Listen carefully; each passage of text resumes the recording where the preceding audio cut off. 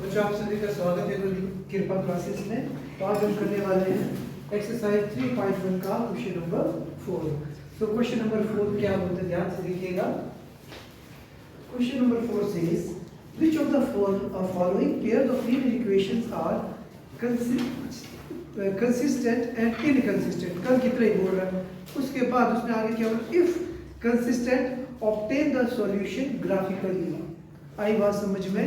इसने बोला कि अगर इक्वेशन क्या होगी, कंसिस्टेंट होगी। कंसिस्टेंट मींस अगर वो क्या बोलते हैं, लाइन ऑफ इक्वेशन कैसी होगी, आपस में इंटरसेक्टिंग एट अ पॉइंट होगी या कंसिस्टेंट होगी, तो हम लोगों को क्या करना पड़ेगा, ग्राफिकली उसको सॉल्व करना पड़ेगा। अगर इनकंसिस्टेंट होगी मींस वो दोनों लाइंस क्या होगी, आपस में पैरेलल होगी। अगर दो लाइंस आपस में पैरेलल होगी तो क्या वो हमें सॉल्यूशन दे सकती है, क्या दे सकती है, कैसे? तो मैंने तो बोला था कि जब कभी भी दो लाइंस आपस में किसी एक पॉइंट पे इंटरसेक्ट नहीं करती तब तक हमें सॉल्यूशन नहीं मिलता। पैरेलल लाइंस के किसी एक पॉइंट पे इंटरसेक्ट करेगी क्या, तो फिर सॉल्यूशन कैसे दोगे आप? तो solution is not possible. So देखते हैं, we are doing question number 1। Question number 1 is x plus y equals to 5, 2x plus 2y equals to 10। ठीक है, अब देखना ध्यान से, आप सभी ने अगर मैं ध्यान से देखूं कुछ कॉमन दिख रहा है इस इक्वेशन में, आपको कुछ लग रहा है खास?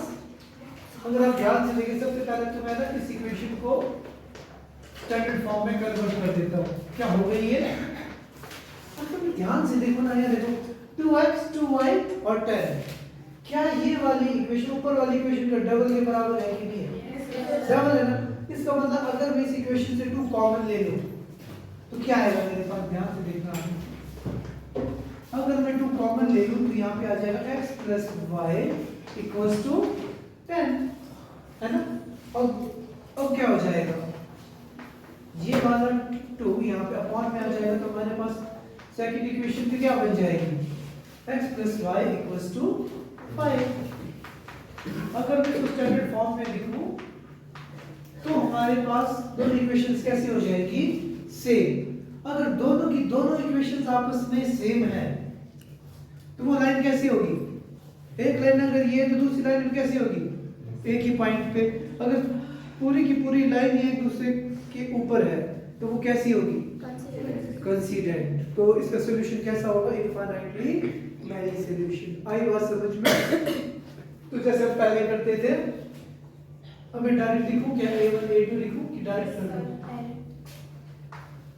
शिवांशी बोल रही है डायरेक्ट नहीं करना, लिखना है अलग से।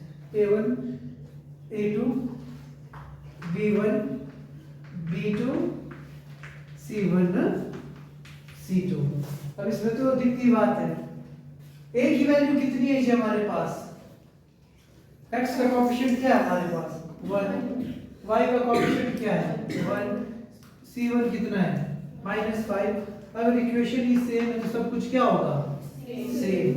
तो a1 upon a2 equals to b1 upon b2 equals to c1 upon c2। क्या ये तीनों के तीनों आपस में इक्वल है कि नहीं है? अगर तीनों के तीनों आपस में इक्वल है तो वो क्या होंगी, कौन सी कंडीशन को फॉलो कर रहे हैं, आपकी कंसिस्टेंट। अगर लाइंस आपकी कंसिस्टेंट है तो क्या pair of linear equations are consistent और inconsistent? They are consistent। So you must write they are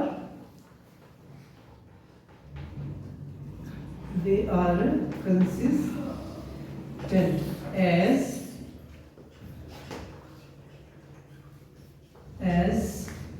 a pair of lines are consistent। मैंने बोला ये इक्वेशन कैसी होगी, कंसिस्टेंट होगी। क्यों होगी कंसिस्टेंट, क्योंकि ये लाइंस कैसी है, आपकी कंसिस्टेंट है। तो अब क्वेश्चन था कि अगर ये लाइन कंसिस्टेंट है तो हम लोगों ने क्या करना है, इसे ग्राफिकली सॉल्व करना है। ठीक है, तो वैसे तो दिखती बात है कि इसका सॉल्यूशन हमारे पास क्या होगा, इनफाइनाइटली मैनी सॉल्यूशन होगा। अगर देखो, अगर ये क्वेश्चन आता है 3 मार्क्स का, ठीक है, अगर 3 मार्क्स का आएगा तो हमें क्या करना पड़ेगा, इस इक्वेशन को ग्राफिकली सॉल्व करके शो करना पड़ेगा। अगर 2 मार्क्स में 1 मार्क्स में तुम सिंपली लिख सकते हैं कि भाई इसका सॉल्यूशन कैसा होगा, इनफाइनाइटली मैनी सॉल्यूशन। ठीक है, तो ग्राफिकली सॉल्व करना है तो मैं क्या कर दूंगा, छोटा सा ग्राफ बना देता हूँ यहाँ। ठीक है, अब हम सबको पता है कि ग्राफ बनाने के लिए हम लोगों को क्या बनाना पड़ता है, सबसे पहले बॉक्स। सबसे पहले हम लोगों को बॉक्स बनाना पड़ता है और क्या करना पड़ता है, जो भी हमारे पास 2 इक्वेशन पड़ा है आप लोगों ने, तो मैं डायरेक्ट कर रहा हूँ। ठीक है, अब हमें क्या करना पड़ता है, इन दोनों इक्वेशंस के लिए x और y की 2 डिफरेंट वैल्यूज को कैलकुलेट करना पड़ता है। बट यहाँ पे क्या है, दोनों इक्वेशंस क्या आपस में सेम, तो इसका मतलब अगर एक इक्वेशन के लिए ही मैं वैल्यू चेक कर दूं तो वही क्या होगी, दूसरी इक्वेशन के लिए वही वैल्यूज रहने वाली है। ठीक है जी, तो ये आपने राइट डाउन कर दिया सबने? Yes sir. ओके, तो यहाँ पे मैं जरा स्पेस बन जाएगा मेरे पास।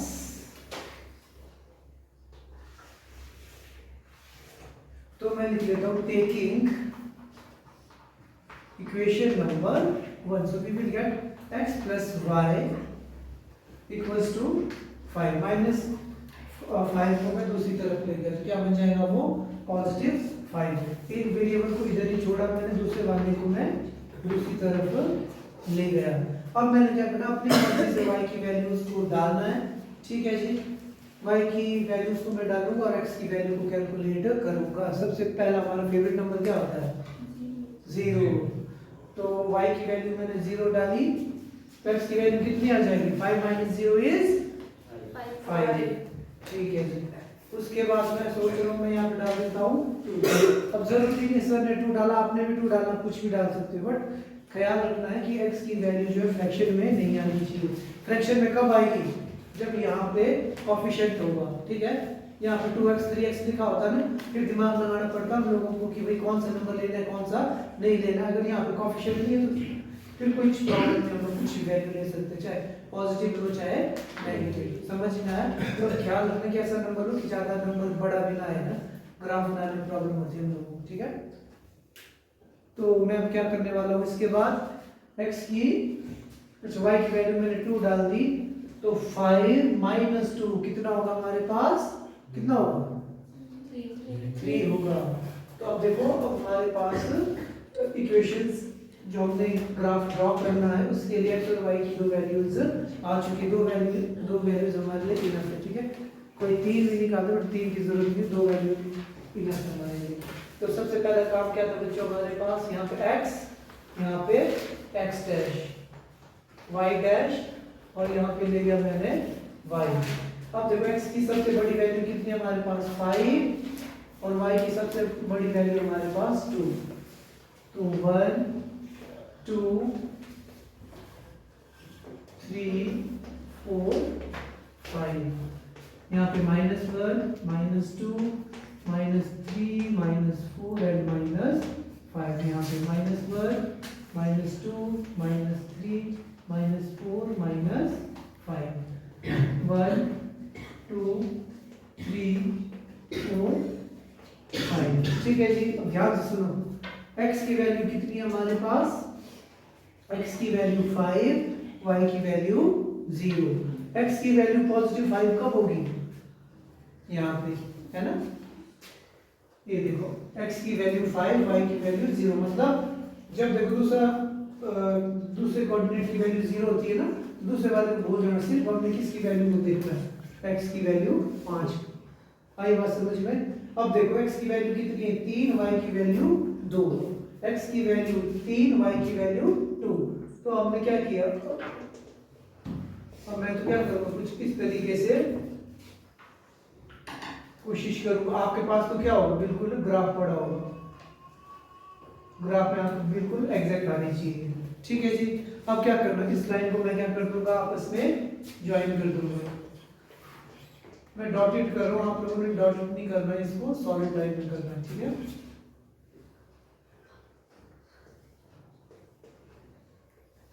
अब देखो ये आ गई हमारे पास कौन सी इक्वेशन, पहली वाली, ये वाली। सिमिलरली अगर मैं सेकंड की बात करूंगा, सेकंड वाली भी कैसे आएगी? सेकंड वाली लाइन में क्या आएगी बच्चों? बिल्कुल एक इसी के ऊपर आ जाएगी सेकंड वाली भी। आई बात समझ में? ये जो पॉइंट है हमारे पास, ये किसके लिए थे? आपके इक्वेशन नंबर 1 के लिए। सिमिलरली इक्वेशन नंबर 2 के लिए करूंगा, उसके लिए भी हमारे पास क्या आएगा? बिल्कुल सेम पॉइंट आएगा। देखना है कि कितने मार्क्स का पेपर क्वेश्चन आया आपके पास, ठीक है? समझ में आ रही है ना बात? अगर क्या बोलते हैं 3 नंबर में तब करें तब जाओ, अगर सीधा 2 मार्क्स में है तो ज़्यादा करने की जरूरत नहीं, आपने सीधा ही लिख देना है कि भाई ये क्या है, कंसिस्टेंट है, तो ये कैसा सोल्यूशन देगा? Infinitely many solution. आ गई बात समझ में? पहली लाइन ये आई, दूसरी लाइन में क्या होगी? बिल्कुल इसी के ऊपर हो जाएगी वो भी। आ गई ना बात समझ में? जैसे कि देखो एक ये लाइन है, एक ये लाइन है, दोनों ही कट कर रही है, तो सॉल्यूशन कितना मिलेगा? क्या पता कितनी, इसमें कितने पॉइंट कट रही हुई है? ढेर सारी है ना। तो आप लास्ट में लिखना therefore this linear equation will give us infinitely many solution. आई बात समझ में? लिख दोगे तो आप लिखिए देयरफॉर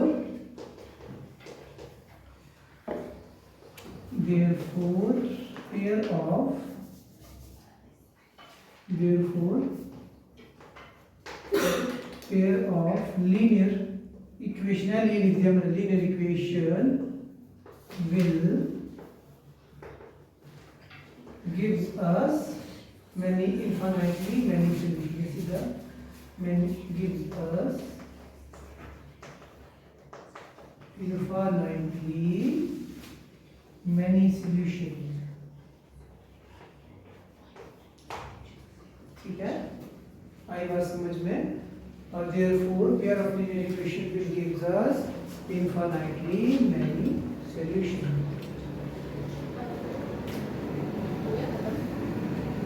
आगे चलिए, समझ में आया क्वेश्चन की नहीं आ रही? कोई बात नहीं, तेरा टाइम मान लिख दिया सब ने। देखिए कोई डाउट है तो पूछिए आप। सर मैं डाउट है जी अगर ना 2 नंबर का है तो एक